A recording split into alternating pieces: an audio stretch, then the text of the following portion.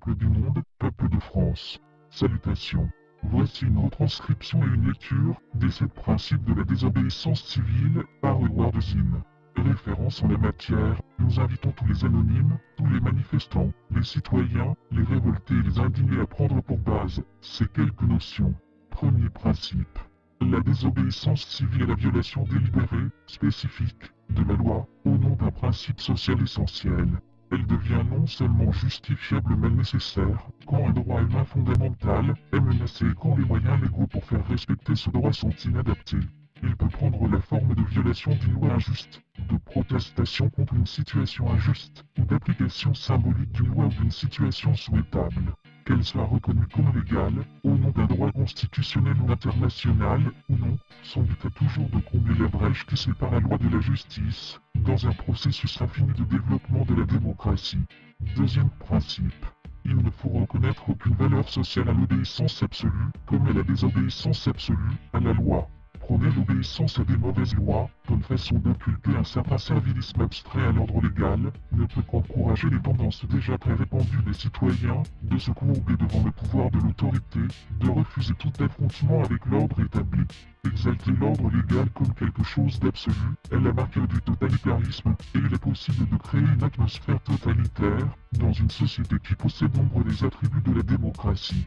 Revendiquer le droit des citoyens à désobéir à des lois injustes, et le devoir de désobéir à des lois dangereuses, c'est la véritable essence de la démocratie, qui accepte que le gouvernement et ses lois ne sont pas sacrés mais qu'ils ne sont que des instruments, au service de certaines fins, la vie, la liberté, le bonheur. Les instruments sont accessoires, pas les fins. Troisième principe.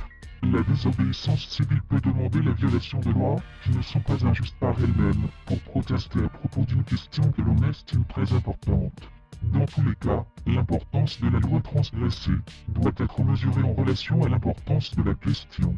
Une règle du code de la route, transgressée temporairement, n'est pas aussi importante que la vie d'un enfant renversé par une auto, l'occupation de bureaux publics est moins que l'homicide de civils au cours d'une guerre, l'occupation illégale d'un bâtiment est moins injuste que le racket généralisé. Non seulement des lois déterminées, mais aussi des situations personnelles peuvent être insupportables, et la transgression de lois normalement acceptables peut agir comme mode de revendication. Quatrième principe. Si un acte déterminé de désobéissance civile est un acte de revendication moralement justifiable, il s'ensuit que l'emprisonnement de ceux qui l'ont commis est injuste et devrait être opposé et contesté jusqu'au bout. Celui qui revendique doit refuser la condamnation, autant qu'il refusait de respecter la règle transgressée.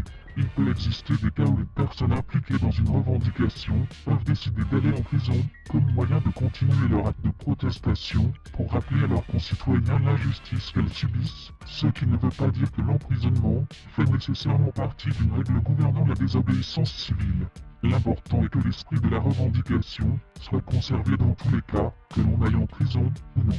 Accepter la prison comme acte de pénitence en accédant aux règles signifie retomber abruptement dans le même esprit de servilité et minimiser la gravité de la revendication. Cinquième principe. Ceux qui s'engagent dans la voie de la désobéissance civile devraient choisir des tactiques aussi peu violentes que possible, en accord avec l'efficacité de la revendication et l'importance du sujet. Le degré de désordre provoqué doit être raisonnablement en rapport avec l'importance de la question traitée. La distinction entre tort infligé aux personnes et tort infligé aux biens doit être primordiale. Les tactiques appliquées aux biens peuvent comprendre toujours, en considérant l'efficacité et l'importance de la question, la dévalorisation, comme dans le cas des boycotts, la dégradation, l'occupation temporaire et l'appropriation permanente. Dans tous les cas, la force impliquée dans tout acte de désobéissance civile devrait agir clairement et spécifiquement sur l'objet de la revendication. Sixième principe.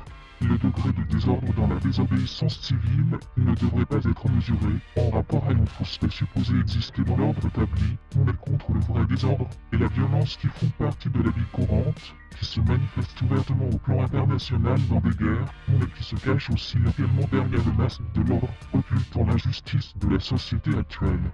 Septième principe. Lorsque nous réfléchissons sur la désobéissance civile, nous ne devons jamais oublier que nos intérêts sont différents de ceux de l'État et que nous ne devons jamais laisser les agents de l'État nous persuader du contraire. L'État veut le pouvoir, l'influence, la richesse, comme des fins en elles-mêmes. Les individus recherchent la santé, la paix, l'activité créatrice, l'amour.